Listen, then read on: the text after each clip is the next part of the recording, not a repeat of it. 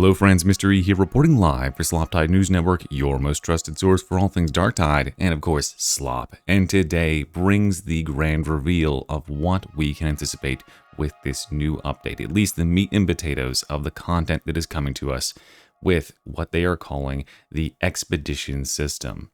This is a dev blog that was posted just moments ago, and if you are eager for more information about this, well, oh boy, you don't have to wait very long.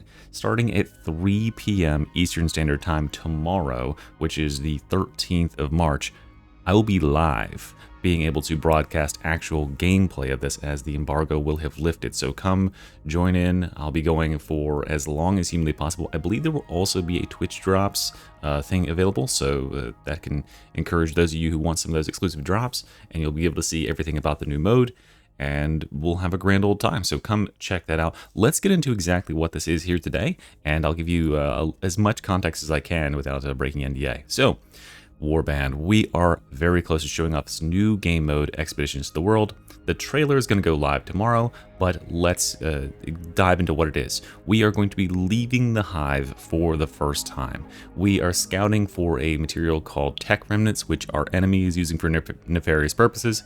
We therefore need to collect them and use them for our nefarious purposes. I mean, we're the good guys, right? So this is what the expeditions look like. First of all, these environments are beautiful. I guess we found out what the actual art and level design team was working on.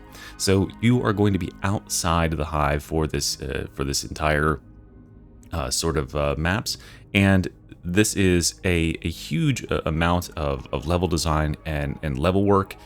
This is a randomized map as well. I think they'll talk about it later on, but this map is not a set fixed map like we have in the game so far. It is an open map where you can progress to different objectives at your own leisure, and the tiles where you'll be doing your looting are randomized. There are set tiles like this. You might see this tower. By the way, this tower right here, excellent for resource gathering. But yeah, this is it's really, really cool. It's a different variation on what we've seen so far, and it actually kind of works with the Darktide recipe. So we're going to be going out there to retrieve these tech remnants, and you're going to be doing it through runs, and these runs can extend from anywhere between 10 and 30 minutes. There is a timer that says that, you know, when you get outside of the hive for a certain amount of time, you start to take damage from the radiation and pollution. And if you can extend your run, then you can get more and more loot from the further sectors. But if you die, you lose all of them. Now, the outside of Tertium, let's show it here. This is how you'll find your way around using the Auspex, which has now a scanner that will show you these little M1 and 4. I guess we could make it bigger. We can see these markers here. These are the major loot locations where you'll go there, and they will have usually some sort of mini game event or a survive in a certain area, defend the area objective in order to unlock the cache at the location. Although there are resources scattered around the map in other places. It says here there's sneaky places, spaces that you wouldn't see inside the hive, cool tunnels through mountains, and paths and such. There is no set path like other game modes in Darktide, so you have to kind of paint out how you want to traverse the zone. So the first thing you'll do when you hop off the dropship is you're going to kind of get the lay of the land and look around and see if you can see any buildings in the skylines that you might want to go and loot, and then you will look at your Auspex to see anything that might be further hidden. Now, then, if you need to extend your stay, because the first zone has about 4 of these major locations in it, and you have a 15-minute timer. This 15-minute timer, when it runs fully down, you will start to take corruption damage over time. Although it doesn't kill you, it just leaves you at like 2 HP or 1 HP. And then you'll have to extract using the Valkyrie and surviving in the zone until the Valkyrie shows up.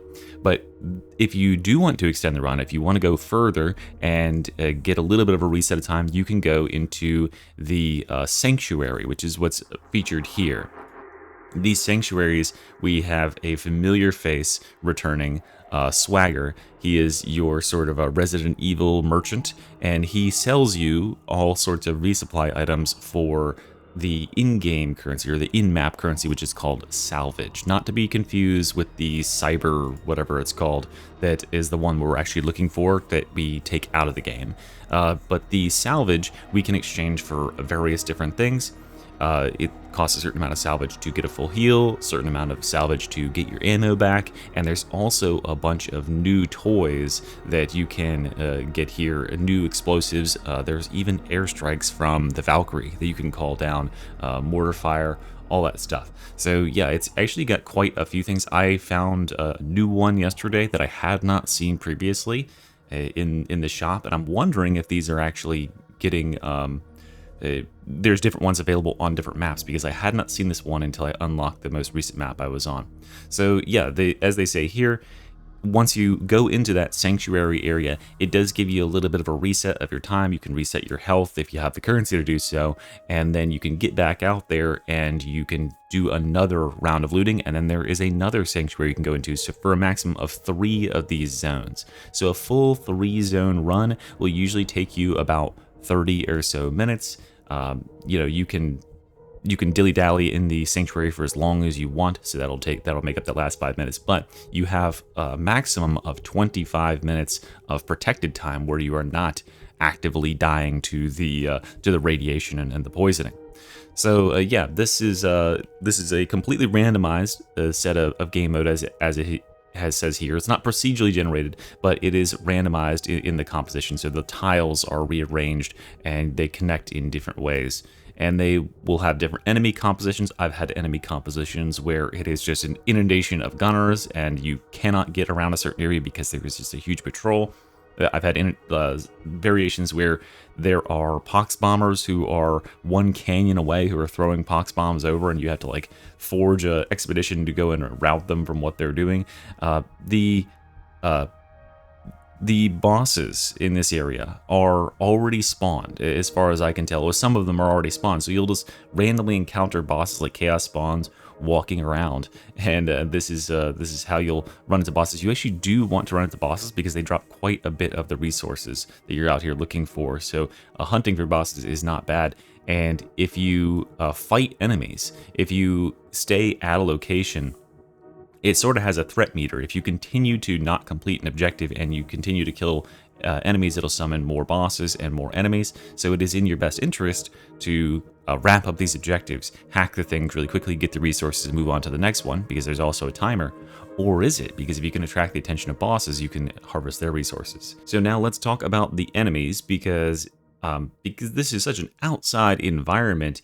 It's such a long-range environment. Long-range enemies have a big sort of emphasis here. The bombers are the worst here. I mean, they're already pretty bad in normal games, but because bombers can be 1 canyon away and be throwing bombs into your current location, and a lot of the objectives require you to hold down a certain location until the objective is complete, yeah, they can be an absolute nuisance. At the same time, we also have a new enemy out here, which is called the Ogryn Packmaster, which was introduced last week. And this Ogryn is actually very aggressive. He will try to get up on you and slam you. I've taken at least 1 death to him, and he spawns dogs. He spawns in like 3 or 4 dogs at a time. Now, notably, the armored poxhounds that he spawns do appear on this map even when he is not present. So if you see armored poxhounds, it doesn't mean he's like, just slurking around somewhere. He will summon those, but they are also just part of the map passively. And these Ogryn Packmasters are going to be debuting in expeditions. I believe also the armored poxhounds will debut in expeditions, which means to me this is the only game mode it's going to show up in for now. Eventually, they'll be moving him out of expeditions into other game modes, if they find he's at a good level of balance. That's how I interpret it, at least. Now, just because the enemies get long range availability to attack us, that doesn't mean that we are defenseless. And one thing that is quite interesting about this outside game mode is sniping is actually like a real thing now. So Hellbore lasguns just got a huge value increase because this outside area is so big, and the patrols oftentimes are so far away, and they're all spawned in on the map already. You can see where these enemies are and take them out before they even really get a chance to retaliate. So having a long-range character, veterans are going to be eaten really well. Psyker's Flame Staff is not really all that great here because there isn't that much close range engagement except for when you're holding down the points. Of course, you can just run up and do melee like usual. One playstyle that I found very effective, which I've been doing solo, is stealth with Shroudfield Zealot, because just like in a game like Helldivers, having one character who stealths off and goes and does objectives on their own while the rest of the team coordinates and brute forces another set of objectives is very, very efficient. And so, yeah, I think that's probably why the Ogren Packmaster can actually see through stealth, is to stop a little bit of that stealth shenanigans that they saw in a game like Helldivers. And the bigger mechanic at play here, the one that you'll be taking these tech remnants out of the game for, the reason you're salvaging is to unlock more and more of these waypoints on the map. So the ones you'll be seeing on the stream tomorrow, 3 p.m. Eastern Standard Time, go check it out, is Alpha, Beta, and Gamma. These have nighttime and dust storm modifiers, and they do appear to be actually different maps. Like not even just like the tiles are randomized, because they're randomized every single game, but also the environments that you're in. So Gamma, when I was in it, is much more canyon-like. Gamma here is very much more industrial, and it remains to be seen if that will continue across the whole of the map, and if we'll get lots and lots of different environs in these wastelands. And as I understand it, there are ambitions to introduce new maps to this, so it might not stay with the same aesthetics or the same layout of maps for long. As they're saying here, the expedition map will update on a regular basis, presenting new challenges and setups to explore. Because these are all completely randomized already, I think what they mean by that is like actually integrating different tile sets that we haven't seen yet into these environments, and having us fight. Because I've seen some new ones, some new hacking locations in Gamma that I hadn't seen in the previous ones. That I think it's pretty cool. It's a pretty cool idea. It is designed to be experienced alongside the normal adventure mode. It's not to replace adventure mode. And the best thing about all of it, I think, is because they have so many map assets here, because they have created so many exterior map assets, we might also be getting some like maps in the future with this sort of environment. It seems crazy that they wouldn't use some of these assets in the game in other ways.